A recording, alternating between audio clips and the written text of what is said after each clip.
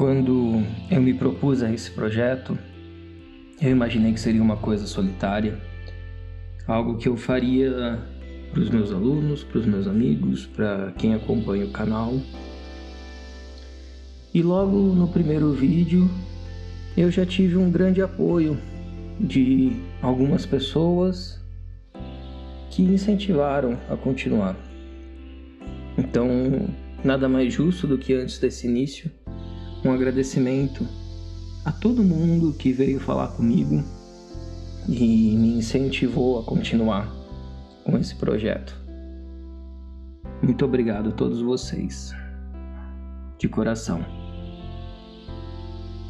Tao Te Ching, Aforismo 1.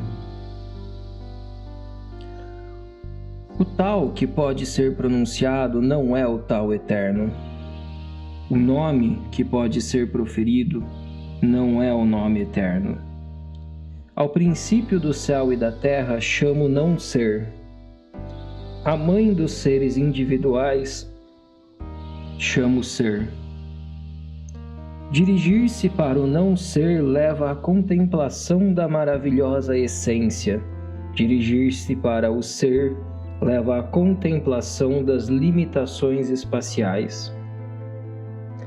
Pela origem, ambos são uma coisa só, diferindo apenas no nome. Em sua unidade, esse é um mistério. O mistério dos mistérios é o portal por onde entram as maravilhas. Esse aforismo é muito importante que a gente entenda que ele traz alguns conceitos profundos e eu vou tentar trazer para vocês a minha percepção sobre cada parte, cada trecho. Então ele começa: o tal que pode ser pronunciado não é o tal eterno. É muito importante a gente entender a limitação que a dualidade exerce. Tudo aquilo que é nomeado carrega consigo as características daquele nome. Por mais que seja um nome incrível, um nome angelical, um nome espiritual, um nome por si só cria definições para as coisas, mesmo que essas coisas não tenham uma definição clara. Por exemplo, quando eu digo água, eu sei que eu não estou falando terra, mas ao mesmo tempo que água que é doce, é salgada, é a água em um copo, é a água no oceano. Essa dualidade que é gerada com as coisas que têm nome limitaria o tal. Por isso que o tal que pode ser pronunciado, o tal que pode ser nomeado, não é o tal eterno. Mas ainda assim a gente precisa de um nome, a gente precisa de limitações para adentrar no que não tem limite. E para a gente entender um pouco esse conceito, é muito importante a gente seguir para uma análise sobre uma sequência numérica que o Tao traz para a gente. O 0, o 1 e o 2.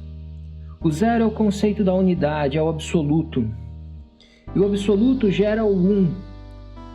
O 1 é a mãe dos seres individuais.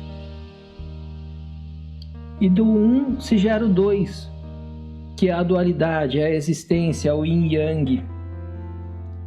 Então o 0, o vazio, é a utilidade, é o fim e também o começo. E o 1 e o 2 são as formas para a gente achar o vazio, para a gente voltar para o 0. Tudo sai do 0, tudo volta para o 0. E para isso a gente passa pelo 1 e pelo 2. Mas a gente tem que passar pelo 1 e pelo 2 sabendo que o 1 e o 2 são um caminho e não são o objetivo. O nome que pode ser proferido não é o nome eterno. Tudo aquilo que a gente denomina hoje, daqui a um tempo pode se transformar O nome pode perder o significado, a intenção, e gerações futuras podem dar outro nome para isso, porque isso é eterno. O tal é eterno.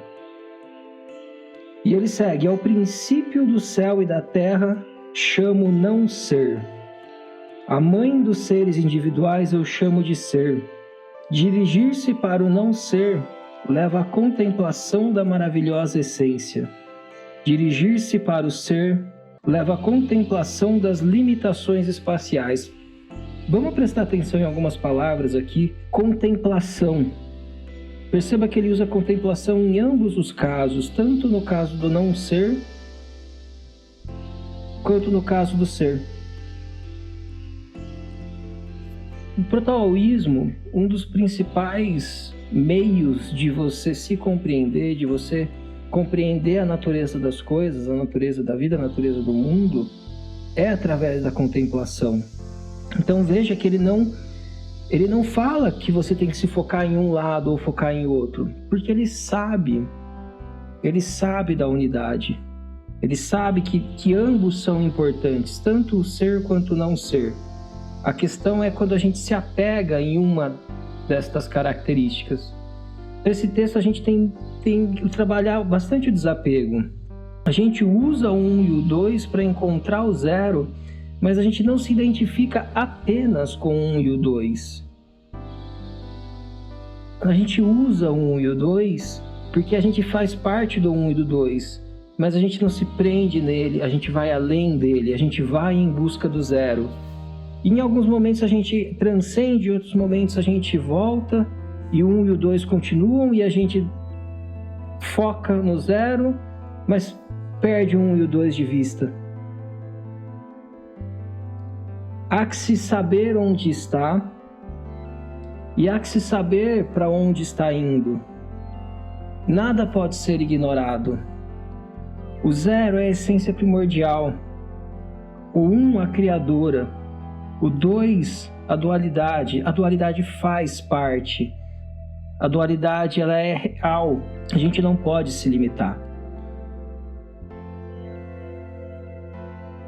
E ele segue: pela origem, ambos são uma coisa só, diferindo apenas no nome.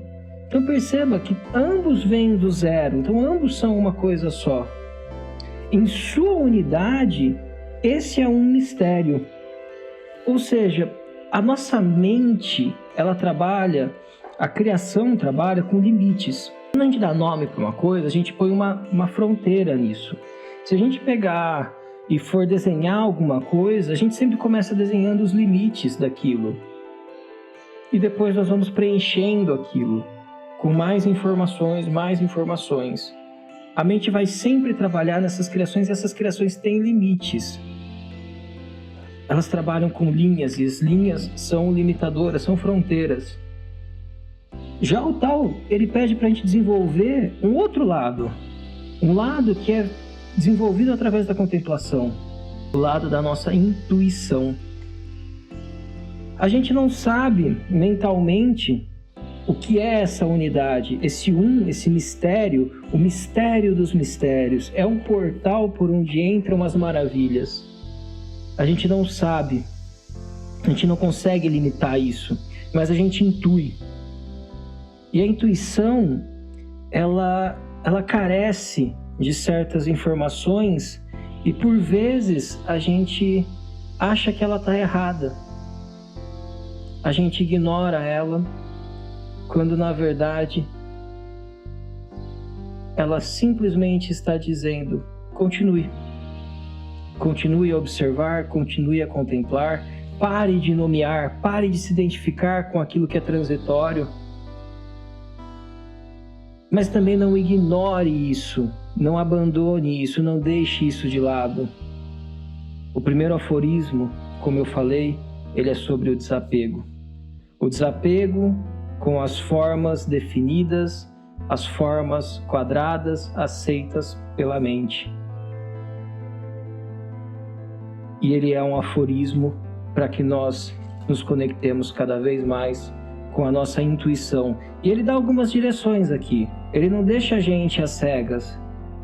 Ele cita o céu e a terra. como a criação, como a dualidade, o que está abaixo e o que está acima. Ele cita a mãe dos seres individuais, então ele dá uma referência para a gente. Mas a mensagem mais importante dele é a primeira: o tal que pode ser pronunciado não é o tal eterno.